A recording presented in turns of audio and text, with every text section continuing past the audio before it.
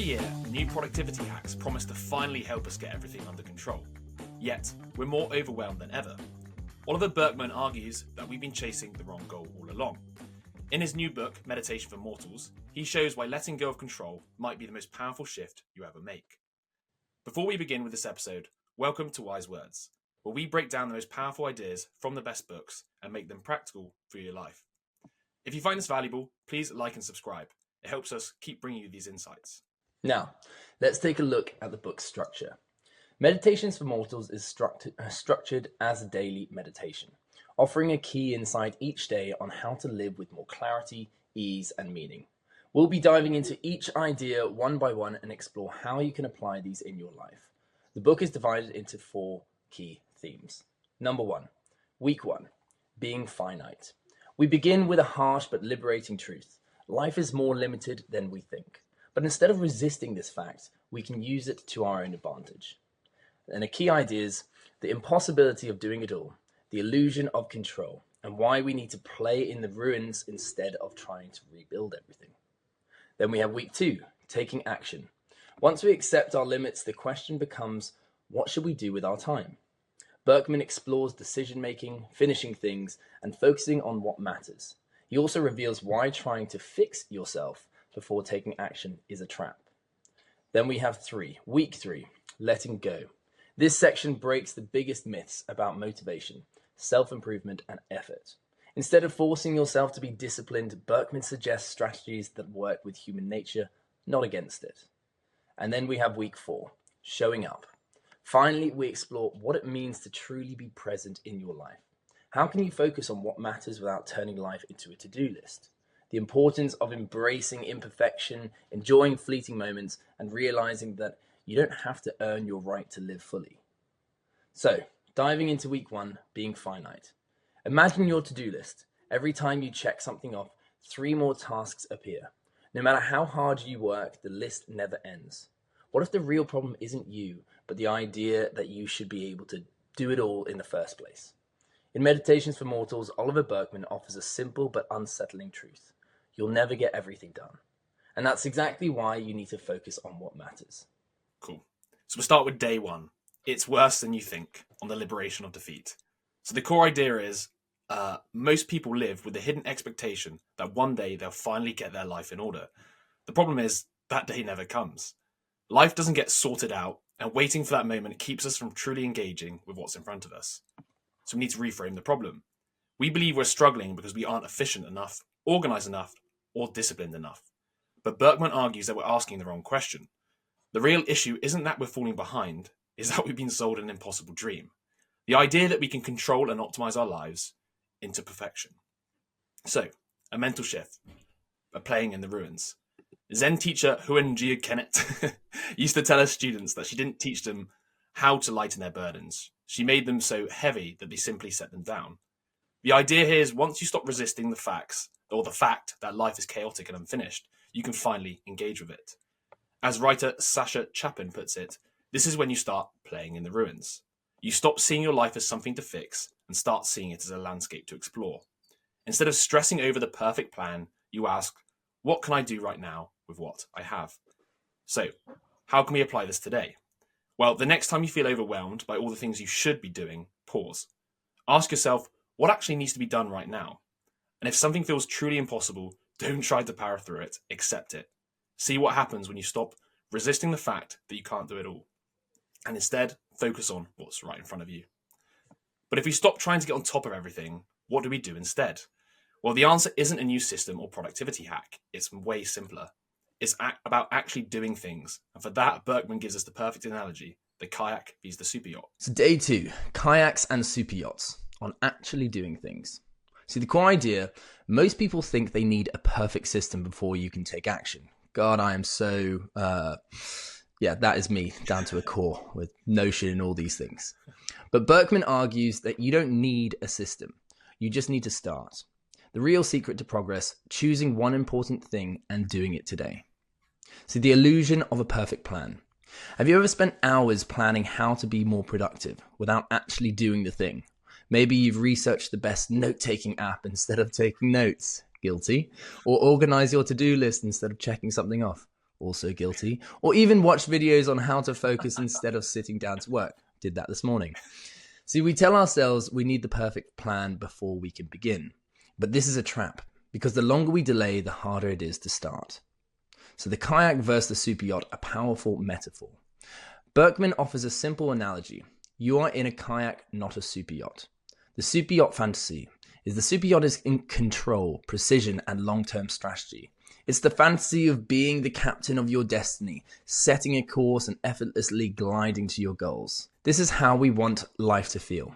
Planned, predictable, and smooth sailing. But the reality of the kayak. See, the kayak is messy, unpredictable, and responsive. In a kayak, you don't have a set course. You're constantly adjusting. You can't control the current, the weather, or the waves. You can only steer what's in front of you. Most of us are waiting for our super yacht moment, that day when we'll finally have everything in order. But in reality, we're all in kayaks, small, flexible, and completely at the mercy of the flow of life. So how this changes everything? Well, if you accept that you're in a kayak, not a super yacht, a huge weight is lifted. You stop waiting for the perfect conditions. You stop trying to master every variable before taking action. And most importantly, you just start paddling. The irony? Well, the only way to actually build good habits and long-term progress is to steer the kayak today. Not with perfect strategy, not with ideal mindset, but by taking one small action right now. So an implementation of this is, instead of planning, do something small and tangible. Want to write? Don't research tools, just write a single paragraph. Want to get in shape? Don't design the perfect workout, just do one push-up. And want to start meditating? Don't search for the best method, just sit still for 60 seconds. Every action is a paddle stroke forward, and the more strokes you take, the more direction naturally emerges. But if starting is so simple, why do we still struggle to act? Well, the answer lies in a hidden barrier we don't even realize we're avoiding. Consequences. In day 3, Burkeman reveals why the real issue isn't making a choice, it's facing what happens afterwards. Awesome. So, day 3, you need only face the consequences on paying the price. So the core idea here is the reason we hesitate to make big life decisions isn't that we can't act, is that we don't want to face the consequences. Every choice has a cost, and Burkeman argues that freedom doesn't come from avoiding consequences, it comes from accepting them. The question isn't, can I do this? It's, am I willing to pay the price? The illusion of no choice. Have you ever told yourself, I'd leave this job, but I don't have a choice? I'd move to another country, but I just can't right now. Or I'd start that creative project, but I have too many responsibilities. Well, it feels like we're trapped, but Burkeman argues that in reality, we always have a choice. We just don't want to face the trade-offs.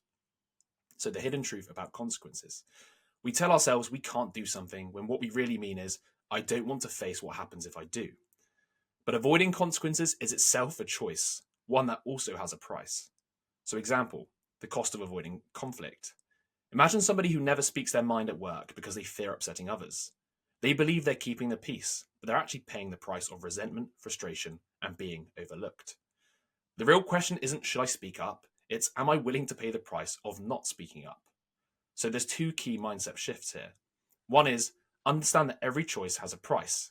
There's no perfect decision that comes without consequences. Every option involves trade-offs. So the real question is, which cost are you willing to accept? If you stay in your comfort zone, you pay the price of stagnation. If you take the leap, you pay the price of the uncertainty. But either way, you're paying. And the second shift is, question the consequences you dread. We often assume the worst. If I quit my job, I'll never recover financially. But ask yourself, is this actually true? Many terrifying consequences are less disastrous than we imagine. If you ignore an email, the sender might be slightly annoyed, but does that really matter? And if you ask for a raise and get rejected, will your career actually be ruined? Often when we finally face a consequence, we realize it wasn't as bad as we thought. So, how can we apply this idea? Well, the next time you tell yourself, I don't have a choice, you need to stop. Ask instead, what price am I unwilling to pay? Then flip the script, what price am I paying by avoiding this? You might discover that the cost of inaction is higher than the cost of action. But what about productivity? What about all the things we feel we must get done every day? If you constantly feel like you're behind, it might not be because you're failing. It might be because of the hidden trap of productivity debt. In day 4, we'll explore how to stop chasing an impossible standard and how a simple shift in focus can free you from feeling like you're never doing enough. Yeah, and just on that point, like I really resonated with this point. I don't know, maybe in the last 6 months it's just popped up time and time again. But I think we tend to navigate our lives based on like one, how other people around us navigate our lives, and what is like the status quo. We find ourselves falling into this path that everyone else has taken, and we naturally assume that that is the right way to do it, right? As in, this is the right action, this is a wrong action. And I find that especially to do with like relationships. We're like, oh, well, this is what most people do, so this is normal. But and there may be some merit in that, obviously, if a lot of people follow a particular path. But at the same time, I feel like, you know, there is no right or wrong. It's just the consequences, you know? Yes. And I find that's a very like relieving attitude to have, because it breaks away all the like the constraints. Like I feel like I have to go down through this door. When there are so many other doors. It's just you need to be willing to accept the consequences of your actions. 100%. So right or wrong, that's it. So yeah, no, that one really. Opinion. Absolutely. All right, so moving on to day 4. Against productivity debt, on the power of a done list. So the core idea here is that many of us wake up every day feeling behind. No matter how much we accomplish, it never feels like enough. Burkeman calls this productivity debt, the feeling that we must pay off an invisible backlog before we can finally relax. The antidote? Shift your focus from what's left to do to what you've already done. The trap of productivity debt. Have you ever ended a long day, completed dozens of tasks, but still felt unaccomplished? Well, that's because modern life convinces us that we're always in debt, that we must earn rest by achieving enough. Burkeman argues that this mindset turns life into a treadmill of self-judgment because there's always more to do. The hidden lie: I'll feel good once I finish everything. The belief that I just need to finish this, then I'll be free, is an illusion. Why? Because the list never ends. If you define success as getting everything done, you are setting yourself up for a lifetime of failure. The power of a done list. Instead of focusing on what's unfinished, focus on what you've already done. So a done list works like this. At the end of the day, or at the end of each day, write down what you actually completed, no matter how small. Include everything, not just work, but conversations, reflections, and moments of meaning. Instead of comparing yourself to an impossible standard, compare yourself to what would have happened if you did nothing at all. Now, why this works? Well, a done list builds momentum. You see real progress rather than an endless deficit. It rewires your brain to feel accomplished rather than inadequate. And it helps you make better choices because you're no longer driven by guilt or the fear of not doing enough. So breaking free from the productivity trap. If you constantly feel behind, remember, you are not a machine. The goal of life is not to finish it, it's to engage with it. And that is, I fucking love that. Your worth is not measured by an empty to-do list. Instead of chasing an impossible standard, celebrate what you've done. So how to apply this today? Well, tonight, before bed, write a done list. Include at least 5 things, even if they seem really small. If you're stuck, ask, what would I have missed out on if I hadn't done this today? And notice how this shift changes your perspective. But even if we shift our focus, there's still a problem. We're drowning in information. Books, articles, podcasts. We try to consume as much as possible, but it never feels like enough. Well, in day 5, Burkeman explains why the problem isn't information overload, it's filter failure, and how 3 simple strategies can help you navigate an overwhelming world of ideas. So before we move on, I love that chapter. Like the done list I use religiously at the moment. I even do the most menial things. I put like brushing my teeth, making the bed. Yeah. I even break down my workouts because I have like separate workouts. So I put the rundown work. Like, do you know what I mean? I'm constantly clocking up. I guess you could say like life admin tasks, but it gives you that sense of momentum. And you can go to bed every night. And be like, oh, I've actually done like 30 things I wouldn't have normally even taken notice of, but now I can. But actually, do you know what? Like you said, if you're comparing it to doing nothing at all, I've had a pretty productive day. Exactly. If you compare it to 0, it's crazy how much you realize what you get done. Yeah, exactly. I love it. I think it's... It's those days when you feel like, Yeah. oh, I haven't really done much, but then actually when you compare it to the idea of actually doing nothing, then you're like, actually, do you know what? I have done a decent amount. Even the Mm. menial stuff like Uh, eating lunch, I put down sometimes. Like I ate or cooked my yeah, lunch. yeah. But that's the thing, is like at the end of the day, it should be relative, right? It's relative to you. A lot of the time, I think we compare ourselves to, we're in this echo chamber of all these, productive influences saying this is what you've got to do, and you've got to be resilient and disciplined and Yeah. wake up at fucking 4 a.m. in the morning and do all this stuff. But like, the thing Meditate is, for you should five not be hours, comparing yourself get to in that. a cold ice bath. It's ridiculous. Yeah, yeah. And now there's like so many memes about it because it's almost like been put on steroids. Do you know what I Yeah, mean? Like, why compare yourself to that person? That person's not living your life. that It doesn't person have the doesn't have same a balance. constraints or limitations. Yeah, it's ridiculous. Like, if you have kids, you can't compare yourself to, a Ignore my wife all 22 year morning as old I who's got. sit in an ice bath. It's ridiculous. So yeah, I think the done list is amazing because it's relative and you're comparing it to your baseline of zero. Like, if you were to Yeah, do sure. nothing and you're doing something in your life, like, it builds that momentum. It gets that fire beneath you, Exactly. I think it's more that, isn't it? It's good you give that sort of drive to then complete other tasks. Or at least I find that personally. Yeah. Yeah. Cool. Let's move on then. I really like this chapter too. So, day 5, too much information on the art of reading and not reading. So, the core idea here is we live in a world of infinite content: books, articles, podcasts, videos, and even courses. Instead of helping us learn more, this flood of information often leaves us overwhelmed and scattered. The problem isn't too much information, it's that we don't have a system for deciding what to ignore. So, the hidden trap: the more you filter, the more you drown. Well, you'd think that better filters would make life easier, right? But technology has made discovery effortless. So now we find even more content we feel we must read. And the result of all this? Anxiety. A feeling that we're always behind in our learning. Have you ever thought, I have so many books to read, I can never get through them all. I have 50 podcast episodes in my queue, I need to catch up. There's just too much to know, I'm missing something important. Well, Burkeman argues that this mindset is a mistake. The goal isn't to get through information, it's to engage with it deliberately. So, 3 strategies for handling infinite information. Well, one is treat your to-read list like a river and not a bucket. Most people treat reading like a backlog to be cleared. That's literally me. Instead, see it as a flowing river. Dip in where it interests you and let the rest pass. You don't need to read every good book or listen to every smart podcast. You only need to engage deeply with what truly resonates.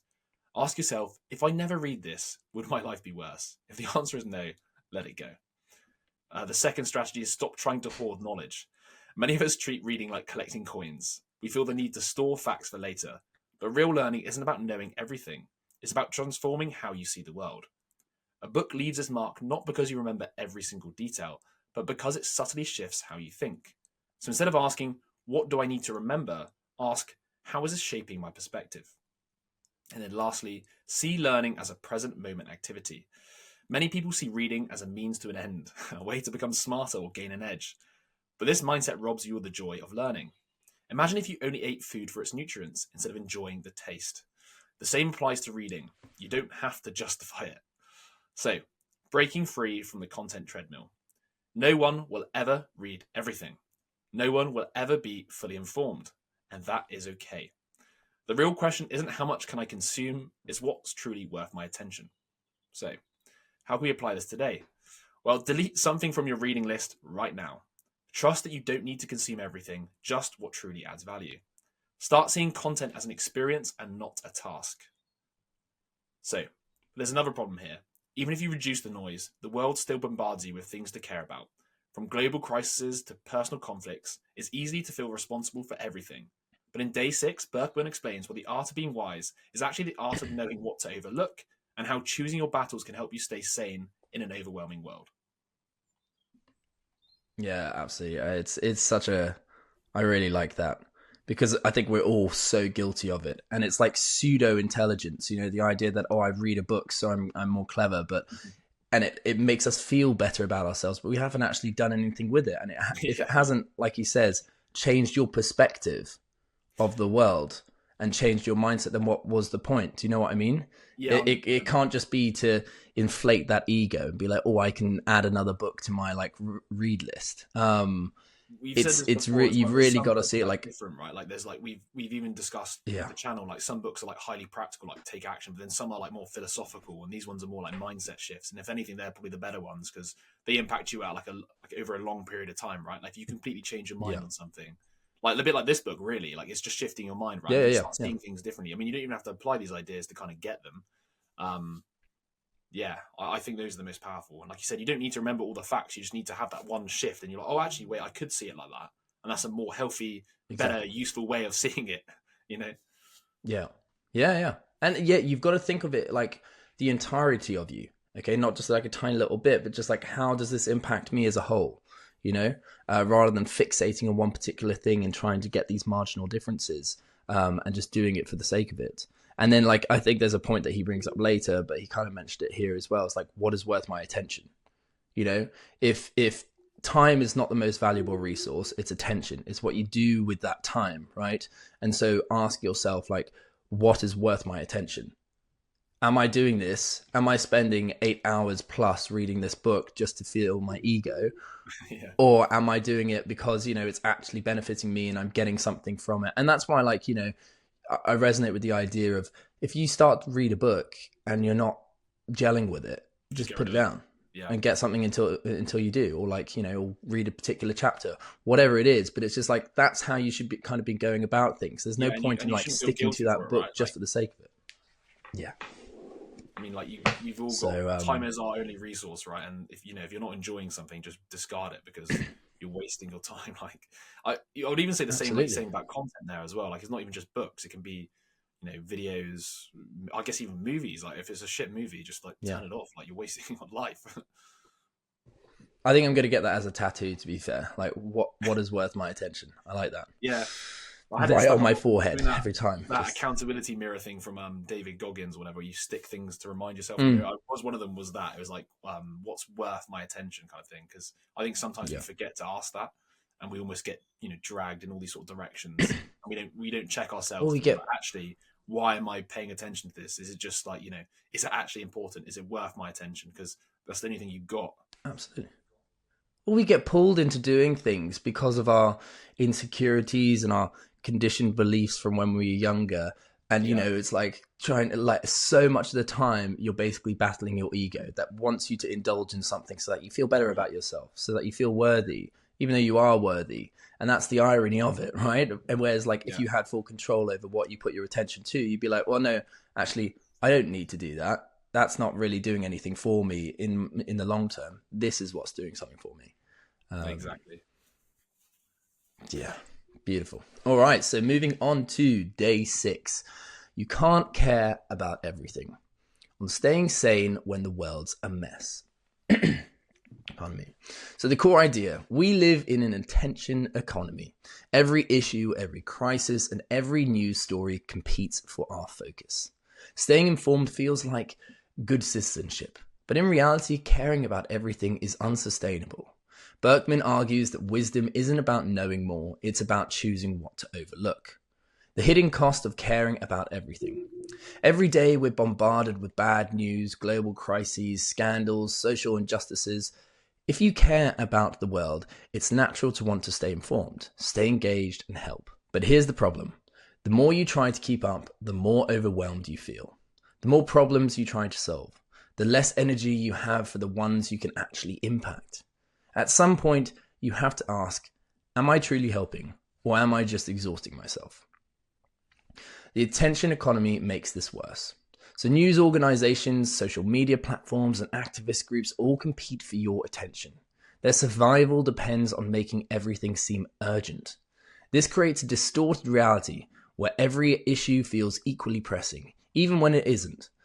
As a result, you feel guilty for not keeping up. You feel anxious because there's too much to process, and you feel paralyzed because there's no clear action to take. The real solution: choose your battles without guilt. So being selective with your attention isn't selfish, it's strategic. If you try to care about everything, you'll burn out and end up helping no one. But if you focus on one or two causes that truly matters to you, you can actually make a difference. So ask yourself, which battles am I uniquely equipped to fight? Not every issue requires your input, but some do. Pick the causes where your skills, resources, and experience can have the greatest impact. Then 2, what would happen if I ignored this? So many things demand our attention, but few are truly urgent. If ignoring something won't meaningfully affect your life, it's safe to let go. The paradox: choosing less makes you more effective. If you care about fewer things, you have more energy to engage deeply. If you consume less news, you have more mental space to process what matters. If you focus your impact, you actually make a difference rather than feeling helpless. So how to apply this today? Unfollow news sources or accounts that drain your energy. Pick 1 to 2 causes that actually matter to you and let the rest go. Give yourself permission to ignore things that don't truly affect your life. But even if you narrow your focus, there's still one thing that can ruin your peace of mind: worrying about the future. What if things go wrong? What if disaster strikes? In day 7, Burkeman reveals a simple but powerful mindset shift: how to stop preparing for every possibility and start trusting that you'll cross each bridge when you come to it. And just on this whole chapter, I think I was guilty of this probably through COVID and lockdown, because there was obviously so much news, and I was tuned in all the time, and you just can't. It's not sustainable. And I think the thing is that, and this is a point from who's skin in the game, Nassim Taleb. Nassim Taleb, where he's like, there's a difference between signal and noise. And if you constantly stay attuned to it all the time, it's just constantly going like this. But if you come in now and then, you can get the gist of it, right? Yeah. It's like the stock market kind of thing. It's like, it might be, there's a general incline, but like the whole time, if you're in every day, it just looks like it's going up and down. And so I find that that's kind of my new attitude towards, current affairs and things like that, is like, there is so much going on all the time that it just can be exhausting. So now and then I'll tune in and I'll like update myself, but I won't do it as frequently as I used to. Yeah. I think it's a good way to be. I mean, look, like, I guess I've never really been a massive news watcher, and I kind of get my news from other people. Like, if it's big enough, somebody else would tell me. They'd be like, "Oh, did you see that?" And I'll be like, "Ah," then I'll be interested, kind of thing, Or you almost use other people as a filter, because I do agree with you. Like, it's less news. I remember back in the past, like when it was crypto was like booming, and when I was more interested in stocks, that was back around COVID time. I was almost like watching the market every day, and you just get obsessed, and you have emotional responses to the whims of the market, which you can't control every day. Like, now I don't even look at it, and maybe every other day or not even every other day, I'll see it every now and again, but don't, because I'm not even checking anymore. I don't care. Like, when you're in it every day, it becomes like an actual part of almost like your routine. And it can stress you out for no reason other than the fact that it's just like changing, or there's just too much information. Yeah, can't care about it. Absolutely. And it's an interesting like point that you don't want to go the complete other way and completely tune out and never like commit any energy or effort towards any cause. I think it's important to have some causes that we like believe in and that we're willing to go the extra distance for. So it's like finding a level that is sustainable for you, and like he says, only pick like 1 or 2 causes that you can actually do something about, that is in tune with you and aligned with what you could possibly do. Because you're not going to be able to be this saint that helps and solves every problem in the world. It just isn't realistic. Yeah, there's just too many opportunities as well vying for your attention. You just, like you said, pick the 2 and then go for that. Yeah. Cool. Moving on to day 7 then. So let the future be the future, on crossing bridges when you come to them. So the core idea here is most of us live in constant anticipation of future problems. We try to predict, prepare, and prevent every possible disaster. But Burkeman argues that this is an illusion. No amount of planning will eliminate uncertainty. So the real skill here is learning to trust that you'll handle things when they actually happen. The problem is we try to solve problems that don't even exist yet. I mean, how much time do you spend worrying about things that haven't even happened? Maybe you're stressing about a potential conflict at work, a health issue that might arise, or a big decision you might have to make in the future. Here's the paradox. Until that situation arrives, there's nothing you can actually do. The bridge literally doesn't exist yet. You're just pacing back and forth in your mind. As the old saying goes, we'll cross that bridge when we come to it. But we don't believe that. Instead, we tried to build the bridge in advance. So, the hidden cost of preemptive problem solving. Burkeman explains that this kind of future worrying is not just pointless, it's harmful. It drains mental energy that could be spent on the present. It creates unnecessary stress about things that may never happen. And worst of all, it makes life feel like an endless series of things to prepare for, rather than something to be lived. Psychologist Hannah Arendt puts it best: bound by craving and fear to a future full of uncertainties, we strip each present moment of its calm. The truth is, you'll be as capable in the future as you are now. We worry because we don't trust our future selves to handle the problems. But think about it. Haven't you already handled plenty of challenges in your life? Haven't you figured things out even when they seemed impossible at first? Well, your future self is not some helpless stranger. They will have the same intelligence, experience, and resilience that you do now. And this is why Marcus Aurelius said, never let the future disturb you. You will meet it, if you have to, with the same weapons of reason which today arm you against the present. In other words, when the bridge appears, you'll have what you need to cross it. So, how do we apply this idea? Well, the next time you catch yourself worrying about the future, ask, is there an action I can take right now? If yes, do it. If no, drop the thought, it's just wasted energy. Remind yourself, problems are meant to be solved at the moment they arise and not before. But if we stop over-preparing, how do we actually move forward? How do we make decisions when the future is so uncertain? Well, in week 2, Burkeman shifts focus from accepting limitations to taking action, starting with the art of decision-making. In day 8, he explains what the secret to progress isn't figuring things out, is learning to choose a path and commit to it. Yeah. Oh God, this is another one that just like really resonates with me, especially over the last like year.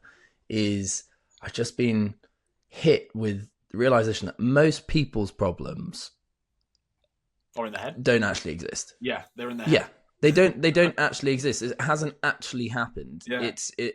And the irony of it is like them thinking this kind of manifests it and creates this much bigger problem than it actually is. It's crazy. It's like, people get emotional about these things and they get stressed and all these things for something that hasn't happened yet. It'll be like, oh, this person said that, and so this is what they're going to think, blah, blah, blah. And it's like, it hasn't happened. Yeah. And it's remarkable about like how many problems and how stressed people get purely because of like the problems that they create in their mind. Yeah, 100%. Like you almost imagine the worst case. I love this quote as well. I just reminded me of that. Worry is interest paid on trouble before it falls due. I love it. Like you just worry about things that don't even exist. Yeah. And you're paying the price of worrying. Like you're worrying about something that doesn't even exist yet. You've almost like fabricated the problem to some extent. A lot of problems will be solved by a simple conversation. Half the time, people hear something, get really annoyed at somebody, and they're worrying about what this person thinks. Yeah. Just fucking ask them. Well, it's funny because if we take the how Jordan Peterson talks about how like the best thing about like humans is the fact that we can create these ideas and these avatars, and we can live through these ideas, and the ideas can die without us dying ourselves. But it's like sometimes those ideas or those avatars or those scenarios, we attribute too much emotional pull to them, and they pull us out of our current state, our like, being in like a comfortable kind of a comfortable state. And we get like pulled by these different ideas, and because we've manifested this scenario in our head and it doesn't exist. And yet for us, we're almost seeing it as if it's real. And that's what's crazy. And it like distorts how we are before it's even happened. Like that doesn't exist. It's a fantasy.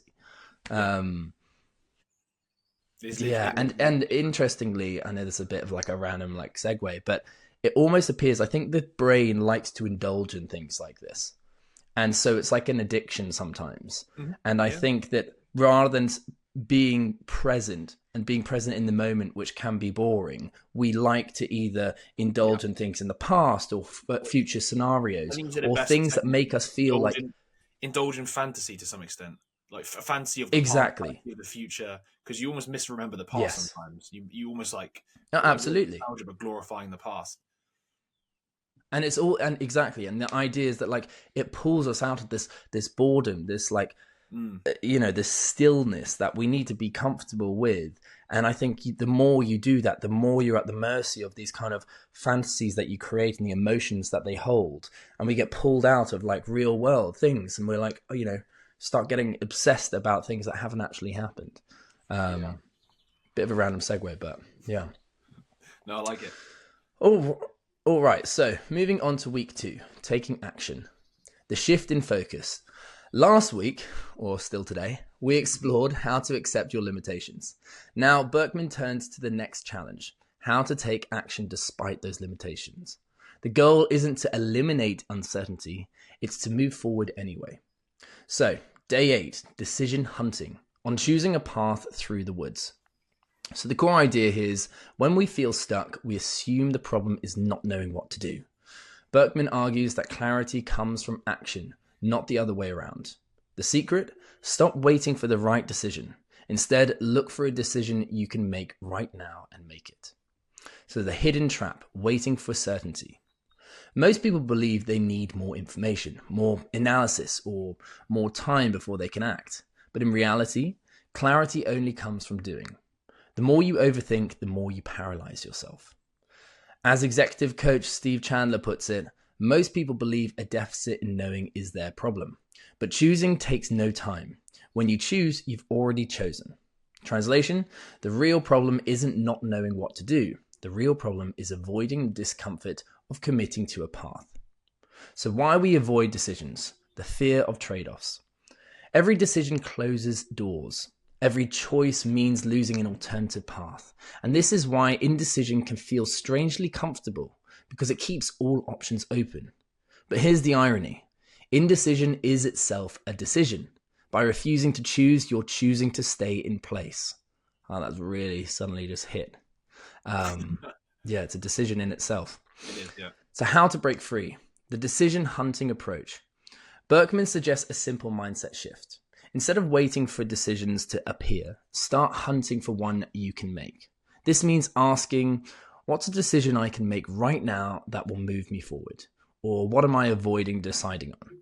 Once you identify a choice, make it, even if it's small, even if it's imperfect. So the 2 key rules for decision hunting. 1, a real decision requires action.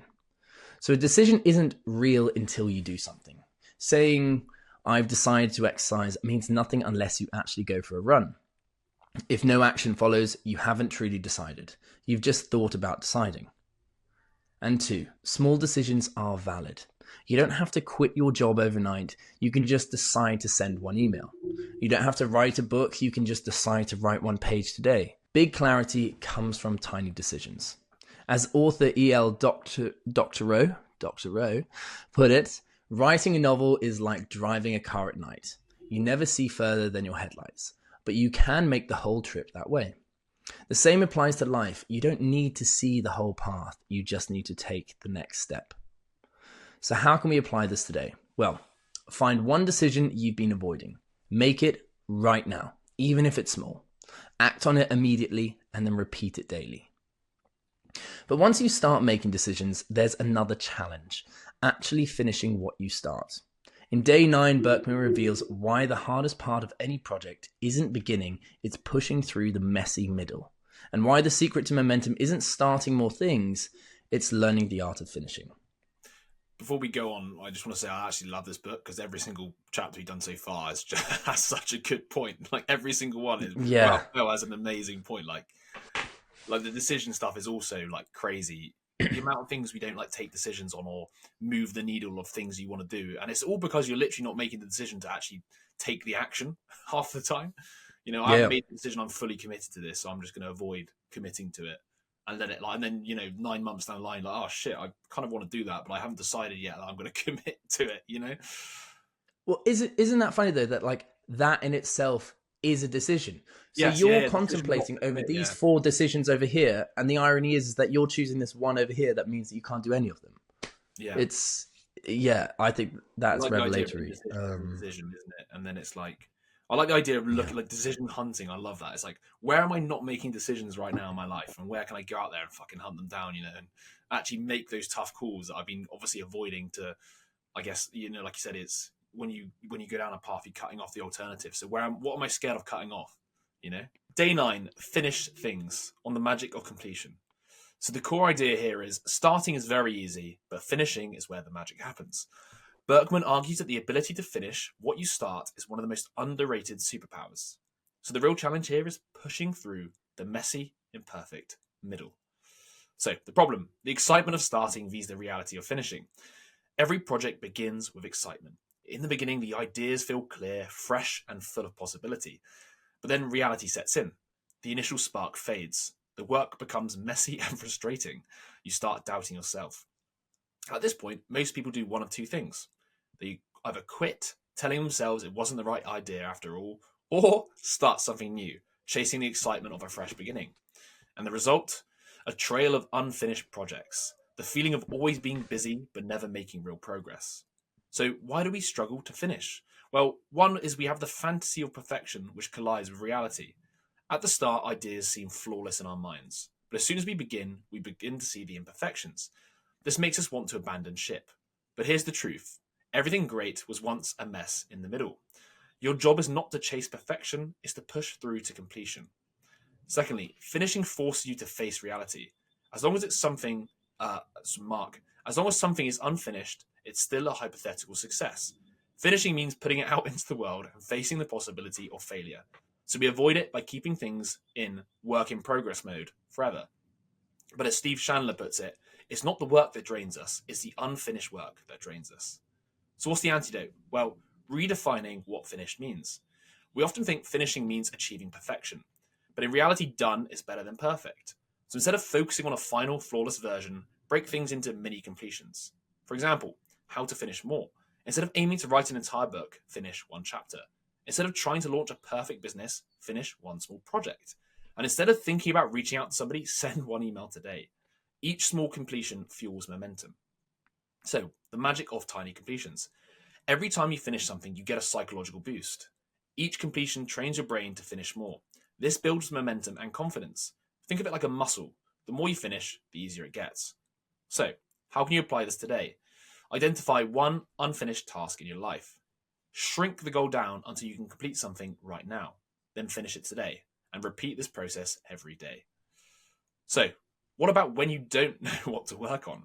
How do you decide what truly matters? Well, in day 10, Burkeman introduces a powerful mindset shift, learning to ask not what do I want, but what does life want from me, and how embracing this question can transform your approach to work, creativity, and purpose.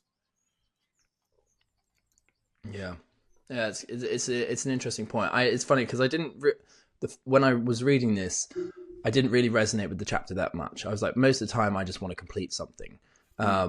But I think that is a byproduct because when I was at uni, I hated the idea of finishing an essay if it wasn't good. And so I would put off and off and off, and the amount of extensions, the amount of times that I was ill, or basically because I wanted to finish, but I couldn't do it because I didn't feel comfortable with like it not being perfect. But here it's the idea that what did I write? It's you learn more by finishing imperfectly than not finishing at all because of perfection. Yeah. And I think it's a really important point that like you need to get comfortable with the fact that like what is perfection? You're never gonna nothing's ever gonna be perfect. So you need to that shouldn't be even an option, right? So then the idea is to try and finish and just get most out of that whole experience and then finishing it. Yeah. It's always going to be imperfect. It's never going to go the right way, and that's what you learn from it. Yeah. I think for me, the one thing I took out of it more than anything is just because I've noticed a pattern in my own personal life, but it's this messy middle concept. I like it because it's kind of like when when you have this idea of a fresh gym plan, let's just say, like New Year's resolutions, what are they but an ideal of like, I'm going to go out there and smash the gym this year and I'm going to get really fit. And then what happens is the messy middle when you realize, actually, shit, this is quite hard and difficult because you have to wake up and go to the gym in the mornings and make it work around your life. You have to eat healthier, blah, blah, blah, blah. You actually hit the reality of, it's difficult. It's like business as well. Like, I'm going to set up this business idea, like on paper and in your head. Oh my God, it's amazing. It's going to blow the world up. We're going to innovate everything. And then you get into the real life and you're like, actually, this is really difficult. And that is just such a sort of like classic idea that I think we all do with everything, really. We project this ideal and be like, this is going to be so easy. It's going to be amazing. And then you get into it and you're actually, it's not easy at all. And that's like when he said most people quit. Or Yeah. once again move on to a new project, which is, I'm going to, this gym routine didn't work, so I'm going to create a new gym routine. I'm going to do this instead. And it's Yeah. just like, no, just get in the gym and do it consistently and it'll work out, Exactly. And I think the more you pay attention to the process itself and the more that feedback you take in, the more you start to realize, even from day to day, how you're improving and how the messy middle can be like full of gold.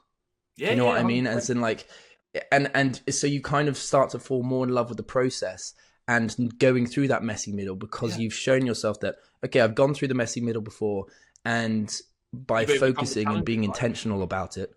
Sorry? I see it more as well as like in the messy middle, you get approached by obstacles and challenges, and by overcoming them, you kind of build up confidence as well that you can actually get through this Absolutely. messy middle. Yeah. Or you can get through the trials and tribulations, whatever is the phrase, and then you feel better for it. It's Exactly. And then you can start to extrapolate that to whatever other goals that you are pursuing and be like, exactly. okay, I realize that this is almost a universal experience from just obtaining anything. Obtaining any goal is that there will always be this messy middle. But if I've from my previous experiences, I've gained a lot from it, then I can extrapolate that to all of those. Yeah, exactly. Yeah.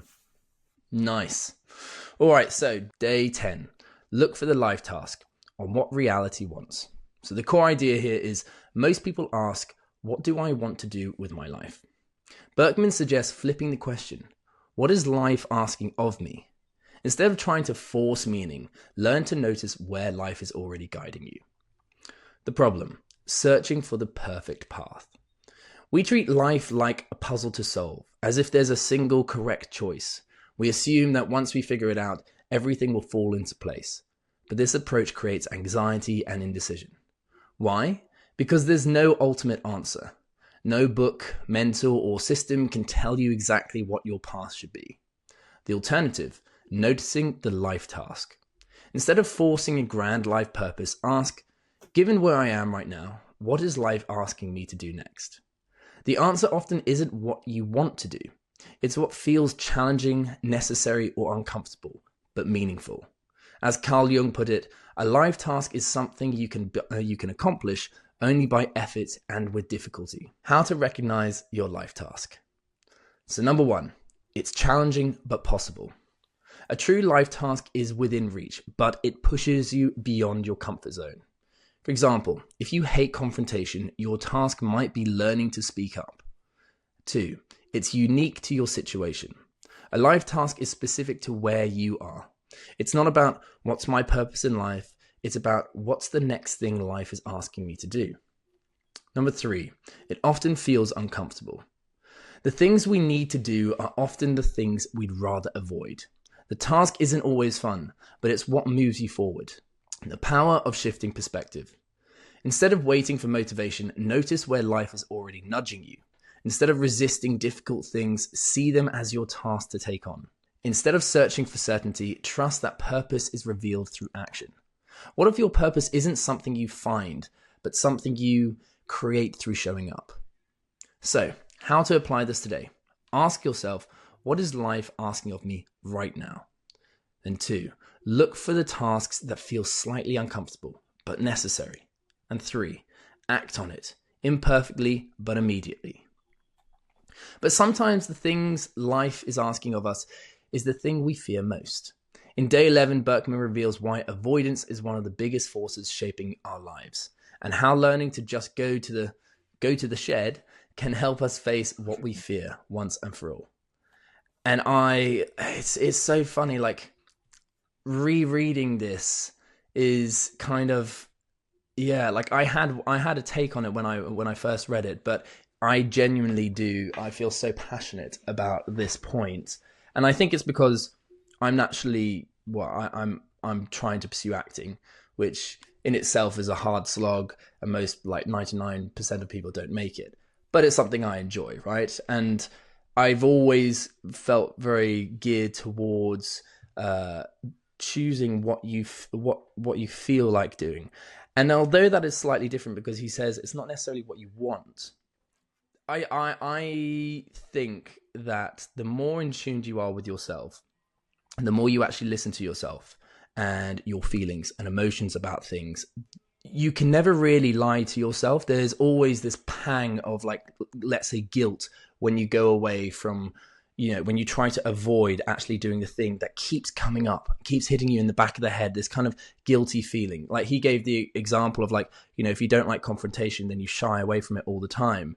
But deep down, you kind of know that you should be pursuing that. And I think we all deep down know what we should be going towards. It's just we come up with rationalizations and justifications for why we don't want to pursue that, because it pushes us beyond our comfort zone. And the very nature of growth is that you have to go beyond your comfort zone. Yes. That is what growth is. You can't grow by staying in your comfort zone. And so I think, it's almost like an internal, inherent, I don't know, almost evolutionary, like, urge to push us, into the areas that make us stronger. And I think everyone knows that. I think it's louder for some people. And I think you can train the skill of being able to listen to it and be more calibrated with it. And almost the urge becomes almost a reflex. Yes. You start to see, like, wow, every time I've acted on that, like, that urge to pursue that thing that is uncomfortable, I've benefited from it a lot. I've got a high reward. And so if you keep doing that, it reaffirms it. And there are some people that just are on it. They're just like, you know what? Their life will be going this way. And then they suddenly change. You're like, oh, why did they do that? But for some reason, that's what life was asking of them. And they seem like a much fuller person. You know what I mean? And I think it is a skill that you can train. You can become more in tune and listen to it better. I would say you can 100%. I think one of the prerequisites for that is being alone with yourself, kind of thing. I would say the reason why I think most people are starved of this sort of, like, maybe attunement to themselves is because they spend so much time not being with themselves, and we spend so much time distracting ourselves, and we don't sit there with our thoughts to be like, how do I actually feel? You mean that discomfort? The discomfort you feel to pick up your phone and to distract yourself is almost the realization that you actually aren't listening to your body. Because if you explore the discomfort, you realize actually there should be something else I should be doing right now, but I'm gonna soothe my discomfort with food, with watching TV or whatever. But you're right. I think there is something about, like, there is definitely, like, a calling within all of us, I would say. I mean, Jordan Peterson would call that God, wouldn't he? Or, like, conscience or whatever it is. But it's like that thing that drives you. And it kind of, like you said, it knows kind of what you want to do. But you almost suppress it, you hide it, and you soothe away, or you distract yourself from the fact that voice will be reminding you, actually, you're not living the life you want. And then, like you said, you come up with, like, rationalizations, excuses, and whatever. Yeah, it's funny though, isn't it? Because it's not necessarily like, it doesn't necessarily consciously make sense. Sometimes you just get this urge and you're like, well, it doesn't really make sense with everything I've been doing before. Yes. But it's almost like maybe it's an abstraction and an amalgamation of all the experience you've had before, which you can't consciously understand. But it's intuition, right? It's that intuitive urge. And I know Jordan Peterson's talked about it. I know Ian McGilchrist has talked about it. The idea of, like, how important intuition can be, because it's like another realm of intelligence beyond our conscious understanding, right? Something that your whole being is kind of urging you towards. And it's funny that you mentioned, I think a good way of understanding this is by spending time by yourself, because you can start to really listen to it. And when you're around others or you're around vices, it drowns out that signal. And then I think that's why people get addicted to drowning that signal out. And, this is a prime example of people who are addicts for certain vices, because, if they stop, it's bombarding them and it's painful because it's so strong now. It's telling them what they should have done in life or what their new life task is. And it's so loud. And so they have to indulge in something to really drown it out. Yeah, no, I like it. Maybe that's what people call, like, the soul. It's kind of like, like your soul has a journey, and I don't know, I'm just thinking outside the box here, but it sounds like you have a path that is beyond, your conscious understanding. That's kind of, that your body kind of pushes you towards, and you maybe drown it out, and that voice comes back with vengeance, and it might technically, like, see, it doesn't torture you, but Yeah, it's not nice. That's why people distract themselves. Maybe, I don't know. We're spitballing. Yeah, it's a bit But boring. we're about All to right. go into the shed, so don't you worry about that, guys. Stay tuned. Ooh, into the shed. That sounds quite ominous, It doesn't does it? sound very ominous, doesn't it? Yes. I don't know what sheds Oliver Yeah. Burkeman has been going into, but Yeah. he's got to deal with that. Yeah, that's it. Right. Day 11, just go to the shed on befriending what you fear. So the core idea here is much of life is shaped not by what we pursue, but by what we avoid. The things we procrastinate on aren't random, they're often the exact things we need to face. Berkman argues that progress isn't about forcing yourself to be fearless, it's about learning to coexist with your fear. So the hidden power of avoidance. We often think we're just not getting around to something, but in reality, we are actively avoiding it. We convince ourselves that we need more time, more information, or the right mood. But these are just clever ways to delay the discomfort. Example, you think you're procrastinating on checking your bank balance, but really you're avoiding the possibility of the bad news that is way lower than you think. The problem isn't the task itself, it's the emotion tied to it. So, how avoidance shapes your life. Over time, your world shrinks to accommodate what you're avoiding. You structure your days around not facing certain realities. Instead of acting, you stay stuck in low-level background anxiety. But what if you stopped running and just turned to face the thing you fear? So the counterintuitive solution is befriending the rat. Dutch Zen monk Paul Lumens calls these avoided tasks gnawing rats. You can either run from them and let them keep gnawing, or turn toward them gently and without panic. So how do you befriend this rat instead of fighting it? Well, you acknowledge the fear. You say it out loud. I am avoiding this because it makes me anxious. Then you take one tiny step towards it. For example, instead of forcing yourself to write an entire report, just open the document. Instead of worrying about an email, just draft a single sentence. Then drop the expectation of perfection. The goal isn't to be fearless, it is to get comfortable moving forward despite the fear. So, the shed story. Why going to the shed is a metaphor for life. Berkman tells the story of a friend who had a cluttered shed but avoided cleaning it. The shed became a source of stress, a problem that felt bigger than it really was. Finally, he walked in and realized it wasn't as bad as he thought. The lesson? The hardest part is just stepping inside. So, how can we apply this today? Well, identify one thing you're avoiding, then name the fear behind it. Then take a single step today, no matter how small. Then notice how much easier it feels once you start. So, what about long-term progress? We often think success comes from perfect daily habits, but in day 12, Berkman reveals why the best routines are actually daily-ish, and why embracing flexibility is the key to lasting growth. Amen. Amen. All right then. Day 12. Rules that serve life on doing things daily-ish. So the core idea here is most of us believe that consistency equals success. We aim to build perfect daily habits, but when we slip, we feel like we've failed. Berkman argues that the best routines aren't rigid, they're flexible. Instead of striving for daily perfection, embrace the idea of daily-ish. The problem, the myth of perfect consistency. Productivity culture loves streaks, the idea that you should never break a habit. The Seinfeld strategy made this famous. So, every day you do your habit, mark an X on the calendar. Don't break the chain. Sounds great, right? But here's the problem. Life is messy. Things always come up. When you inevitably miss a day, you feel like a failure. Many people think, well, I've ruined it. Might as well quit. The irony, the obsession with consistency is what kills consistency. So the alternative, daily-ish. Instead of forcing a rigid daily habit, adopt a more flexible rule. The goal isn't to never miss, it's to keep returning. This removes the all or nothing pressure and makes habits more sustainable. For example, instead of I must write every day, try I write most days. Instead of I must meditate daily, try I meditate as often as I can. Why does this work? Well, because it shifts the focus from perfection to persistence. And remember, we said it's better to finish something imperfectly than not to finish because of perfection. So instead of punishing yourself for missing a day, you just start again. So why we crave rigid rules and why they fail?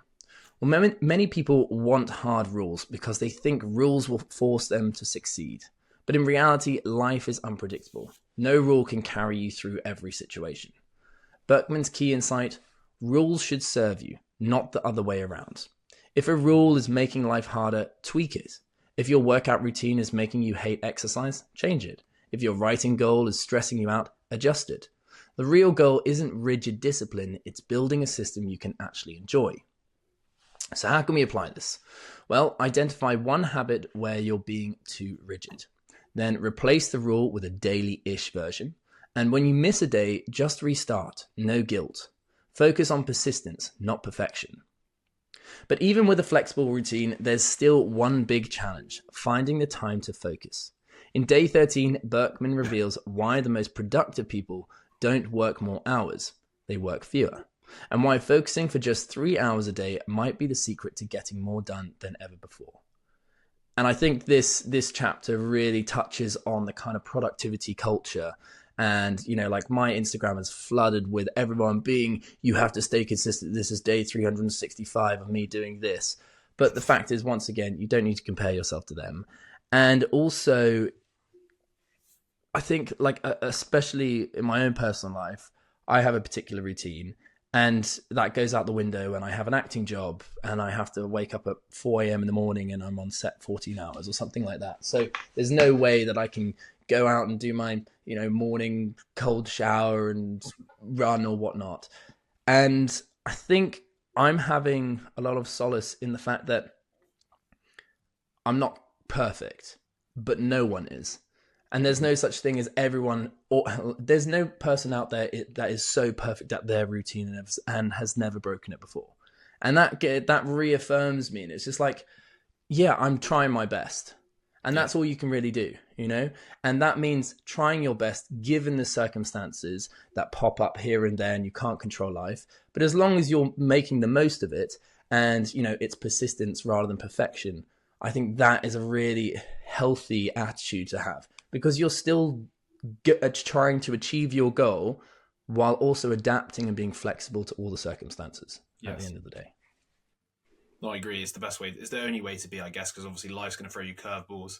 There's always going to be, changes to routines. And I do like the idea of, embracing the imperfection. Like you said, I was even watching the fucking, what's his name? Like David Goggins, people you think are like superhumans. They even admit like they have days where, it doesn't work out. Like people you like classify as like really hard people who you just think have the most discipline on the planet, like unlimited discipline. There are days where they miss out. But it's also, like you just said, is bouncing back from missing out and making sure it doesn't become like a habit of missing out,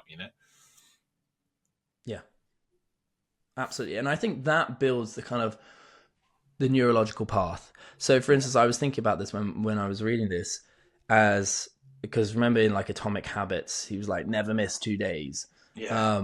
Because otherwise, it will break the chain, and neurologically the thing responsible for that habit will start to erode.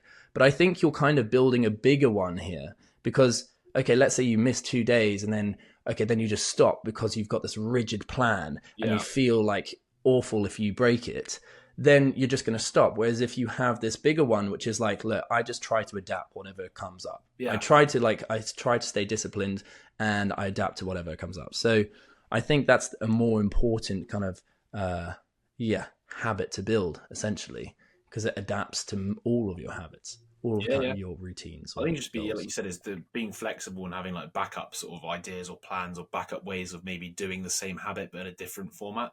So like an example I can give you that I have at the moment is with working out. I've developed a new strategy, which is there's days obviously when you feel really tired, right, and you feel weak or whatever. So what I do instead is I still work out. I just do light. I go light and high reps. And it basically means that I'm making sure I'm working out every time without really having like for example, I wouldn't take a day off and rest. I'd rather just do a light session, then you're still doing something. It's just being adaptable to like listening to your body's needs, and it seems to be working. Yeah, it is. Yeah, it is. Yeah. Yeah, look at that. Oh dear. Right. On that, day 13. 3 hours on finding focus in the chaos. So the core idea is we assume that more hours equals more productivity, but research shows that the best creative work happens in short focused bursts. Instead of trying to maximize work time, focus on getting 3 to 4 deep hours of work per day. The problem here is the myth of more hours equals more progress. Many people believe that if they just had more time, they'd get more done. But the real issue isn't a lack of hours, it's a lack of focused hours. Think about it. Most of us spend the day in shallow work, emails, meetings, small tasks. Deep, meaningful work happens in only a few hours of true focus. Yet instead of protecting this time, we pack our schedules with distractions. The research: why 3 to 4 hours of deep work is enough. Burkeman highlights a surprising pattern.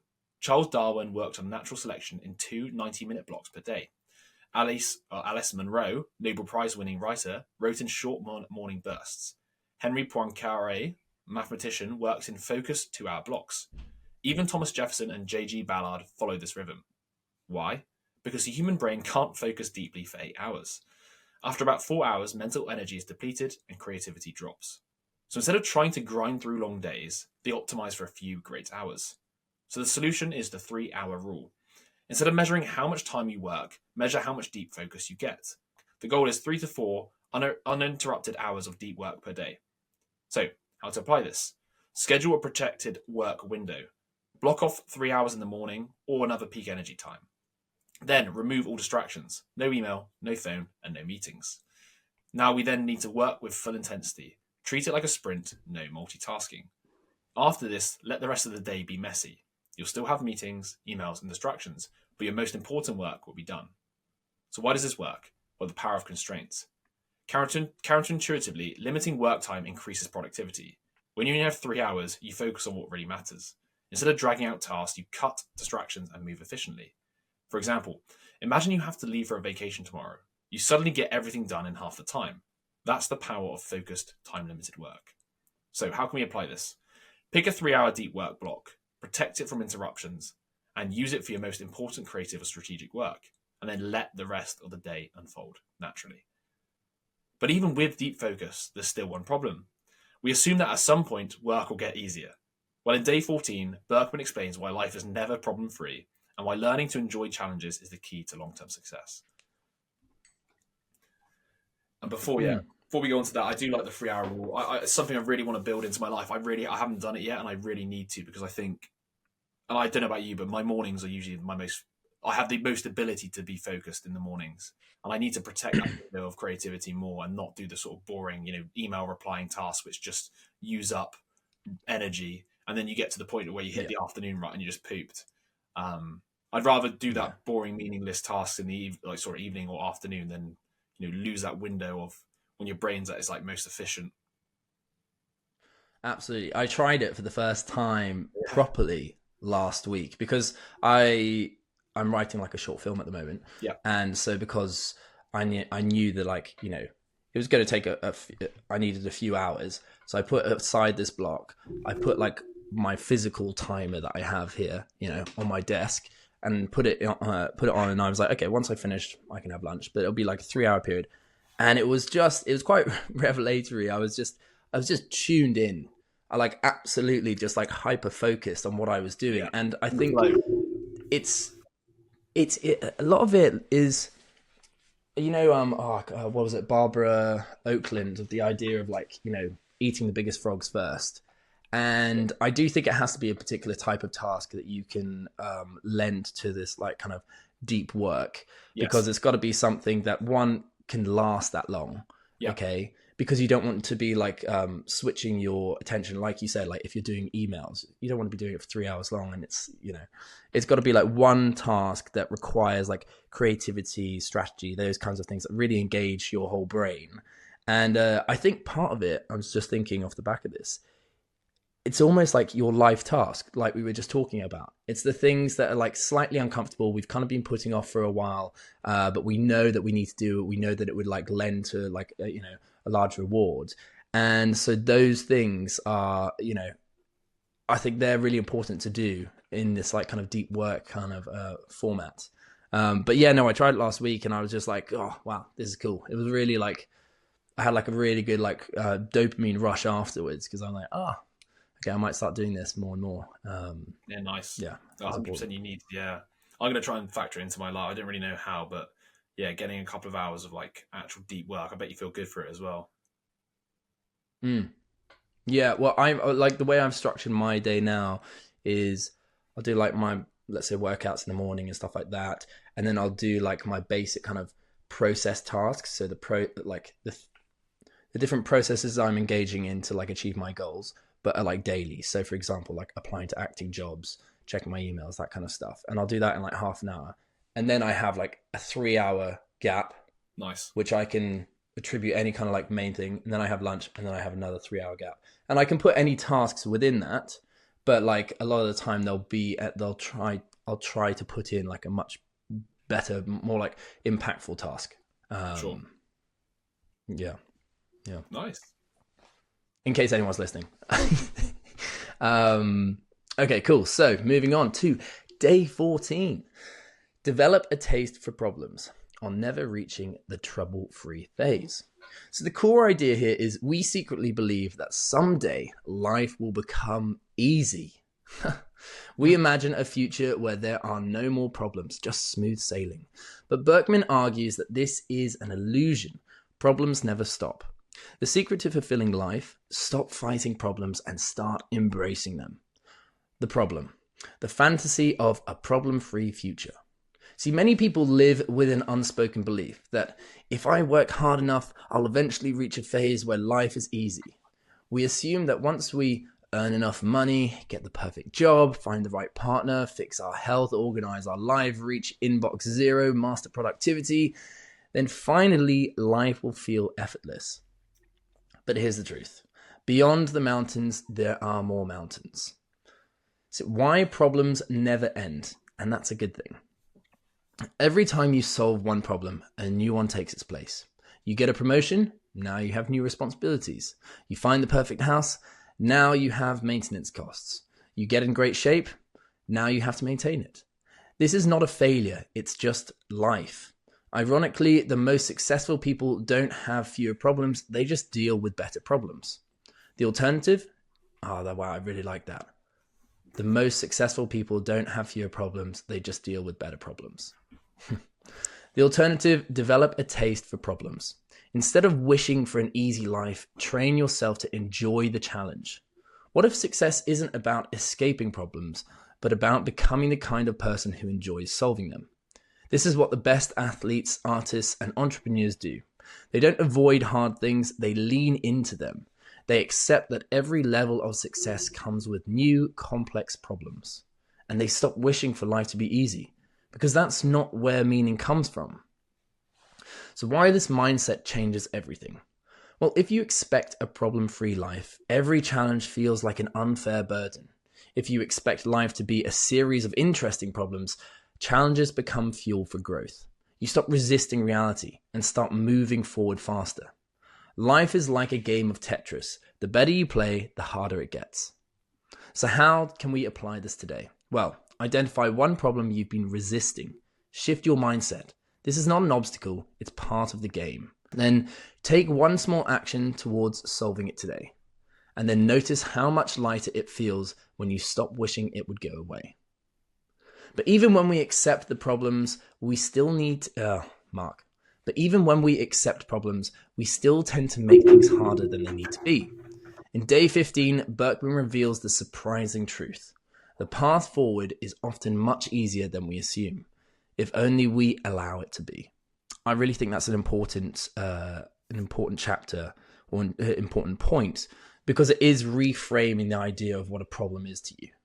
If you see a problem as, okay, just a stepping stone until you get to this, fantasy where there are no problems, then you just see it like, oh, fuck, I just need to get through this and eventually I'll get there. Yeah. Whereas if you see that like, okay, well, the rest of life, there are always going to be problems. So let's try and solve this one so that I can get to a better problem.